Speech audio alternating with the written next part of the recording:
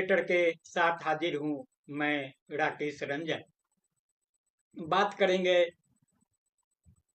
देश की महत्वपूर्ण खबरों की और साथ में होगा विश्लेषण। विश्लेषण राजनीति का ही होगा, लेकिन कही जाएगी थोड़े अलग अंदाज में। आपको बता दें कि दिल्ली के मुख्यमंत्री अरविंद केजरीवाल सुप्रीम कोर्ट से जमानत मिलने के बाद जेल से बाहर हैं और उन्होंने चौंकाऊ घोषणा करते हुए कहा कि भले हुए जेल में रहते हुए मुख्यमंत्री पद पर बने रहे, लेकिन अब मुख्यमंत्री की कुर्सी छोड़ देंगे। तो आपको बता दें कि कल शाम 4:30 बजे एलजी से यानी लेफ्टिनेंट गवर्नर से उनकी मुलाकात होगी और वे इस्तीफा सौंपेंगे।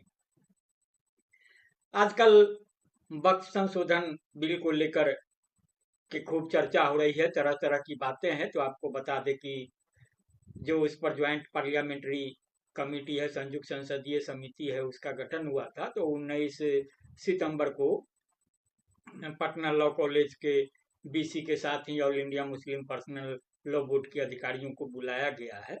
26 से 1 अक्टूबर के बीच देश के 6 बड़े शहरों में जेपीएससी के सदस्य जाएंगे और वहां के संभ्रांत लोगों और मुस्लिम संगठनों से राय लेंगे।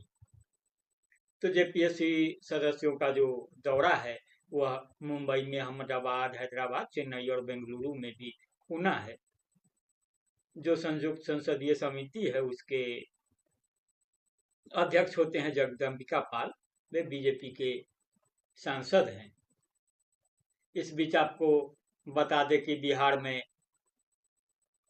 परिवर्तन की, सत्ता परिवर्तन की बात ही नहीं करने वाले, सत्ता परिवर्तन का दावा करने वाले जो राजनीतिक रणनीतिकार प्रशांत किशोर होते हैं, जिन्होंने जनसुराज के बैनर तले अभियान चला रखा है, उन्होंने 2 अक्टूबर को पार्टी बनाने की घोषणा कर रखी है, राजनीतिक पार्टी का ऐलान करने वाले हैं। तो आज ही यह खबर दौड़ी कि प्रशांत किशोर की परेशानी बढ़ी हुई है, क्योंकि उन्होंने बढ़ चढ़ के दावे किए हैं और दावे के अनुरूप दिखना भी चाहिए। जिस दिन पार्टी लॉन्च करेंगे तो उस कार्यक्रम में भीड़ होनी चाहिए। तो बिहार के राजधानी पटना का चुनाव किया गया था, लेकिन कहा गया कि जो उनको अंदरूनी खबरें आ रही है उसमें भीड़ कम होने की आशंका के मद्देनजर जो घोषणा का जगह है, जो कार्यक्रम का स्थल है, वो बदल के वैशाली कर दिया गया है। जब मीडिया में इस तरह की बात आई, खासतौर से किसी बड़े मीडिया घराने ने तो नहीं चलाई, लेकिन अपनी निष्पक्षता के लिए, विश्वसनीयता के लिए सुपरिचित हो चला समय मंथन समूह जो है, इसमें यह खबर चली थी और उसके बाद फिर तत्काल जो है जनसुराज की ओर से प्रतिक्रिया आई और उसमें कहा गया कि हाँ, ऐसी कुछ बातें आ रही थी, लेकिन उन बातों को दरकिनार कर दिया गया है, कार्यक्रम पटना में ही होगा। जनसुराज का बिहार में सत्ता परिवर्तन का दावा है, केजरीवाल का अपना दाव है, सियासत गर्म है। बिहार की बात है तो बिहार देश में बड़े राजनीतिक बदलाव का, सत्ता परिवर्तन का वाहक रहा है। तो बात बिहार की आगे बढ़ाते हैं। बिहार का महत्वपूर्ण शहर है मुजफ्फरपुर, औद्योगिक नगर भी कहा जाता है, औद्योगिक राजधानी कह लीजिए बिहार का। तो उससे सटे एक शेरपुर गांव है। तो शेरपुर गांव में रात को गीदड़ रो रहे थे। लोगों ने बताया कि वे रो नहीं रहे, आपसी संवाद की उनकी अपनी भाषा है। दरअसल हक की लड़ाई की रणनीति बना रहे हैं। मेरी जिज्ञासा बढ़ी तो कान लगाया, धीरे धीरे उनकी बात समझ में आने लगी। एक हट्टा कट्टा गीदड़ बोला, हमने किसका क्या बिगाड़ा, हमारे मांद खोद खोद कर बाग बगीचे झाड़ियां उजाड़ कर महल बना डाले, शहर बसाया, बचे हुए मांद में बरसात का पानी घुस आया है। यह कहकर अपमानित किया जा रहा है कि गीदड़ की मौत आती है तो शहर की ओर आता है। हम नहीं आए, शहर हमारी ओर आ गया। हम इटालियन या रोहिंग्या नहीं, बांग्लादेशी भी नहीं हैं, हम विशुद्ध भारतीय नस्ल के हैं, हम कहीं से आए नहीं, उजारे गए हैं। मुल्क में असहिष्णुता बढ़ रही है, हम जाए तो जाए कहाँ। अब हमारे सामने जो आएगा काटेंगे, किसी को नहीं छोड़ेंगे। एक बुजुर्ग सियार गुस्से में तमतमाते हुए बोला, असली रंगा सियार तो आजकल मंत्रालयों में, निगम बोर्ड और परिषद में, पार्टी कार्यालयों में, विश्वविद्यालय महाविश्वविद्यालय में हिंदी दिवस, महिला उन्मूलन, अक्षमता दिवस, उपभोक्ता दिवस और रंग भेद उन्मूलन दिवस मनवा रहे हैं। अगर कोई शोध करना चाहे कि देश में किन किन चीजों का बेड़ा गर्क है तो किसी सरकार में जाकर कैलेंडर देखें, पता चल जाएगा कि सरकार लाखों खर्च से कौन कौन दिवस मनवाती है। जिसका दिवस उसके दुर्दिन चल रहे हैं। सबने एक स्वर से कहा, दिवस की बात बंद करो, हमारी तो रातों की नींद भी हराम हो चुकी है, हमारी आवाज दबाई जा रही है, हकमारी हो रही है। समाज और सियासत में रंग सियारों का दबदबा है, उन्हें तो कोई कुछ नहीं कहता।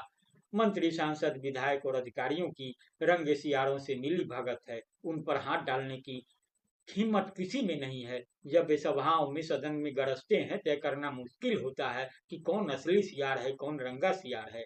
कभी सोशल मीडिया पर जाकर देखिए, एक एक रंगा सियार ऐसा है जिनमें एक साथ कॉमरेड, गांधीवादी, माओवादी, समाजवादी, राष्ट्रवादी की आत्मा विराजती है। वे अपनी सहूलियत से रंग बदलते हैं।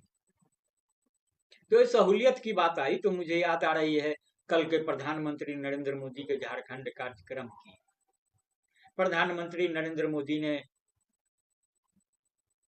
कहीं सौगात दी, 6 वंदे भारत ट्रेन की सौगात दी, उसको झंडी दिखाई। प्रधानमंत्री आवास योजना ग्रामीण की सौगात भी दी। बाद में वे सड़क मार्ग से जमशेदपुर आए, यहाँ सभा को संबोधित किया और उन्होंने भ्रष्टाचार की बातें की, झारखंड के सपनों की बातें की, उसे भाजपा का सपना बताया। कहा कि झारखंड के 3 दुश्मन हैं, जेएमएम, कांग्रेस और राजद है। कांग्रेस का भूत हावी हो गया है, सवार हो गया है जेएमएम पर। तो भाजपा को जिताइए, भाजपा की सरकार बनेगी, सब कुछ ठीक कर देंगे। लेकिन भ्रष्टाचार की बात करते हुए, चंपई सोरेन से मुख्यमंत्री की कुर्सी छीनकर अपमान की बात करते हुए, प्रधानमंत्री भले जिस रौ में हों, बोले जा रहे हों, लेकिन वहां जो उपस्थित भीड़ थी वह देख रही थी कि भ्रष्टाचार के आरोप में सजायाफ्ता मधु कोड़ा मंच पर थे। भाजपा जिस पर भ्रष्टाचार के गंभीर आरोप लगा रही थी, आरोप ही नहीं लगा रही थी, केंद्रीय एजेंसियां जांच भी कर रही थी, वह भाजपा में आ गए, मुख्यमंत्री बन गए। हेमंत बिस्वा शर्मा असम से आते हैं, असम के मुख्यमंत्री हैं, वे भी मंच पर थे।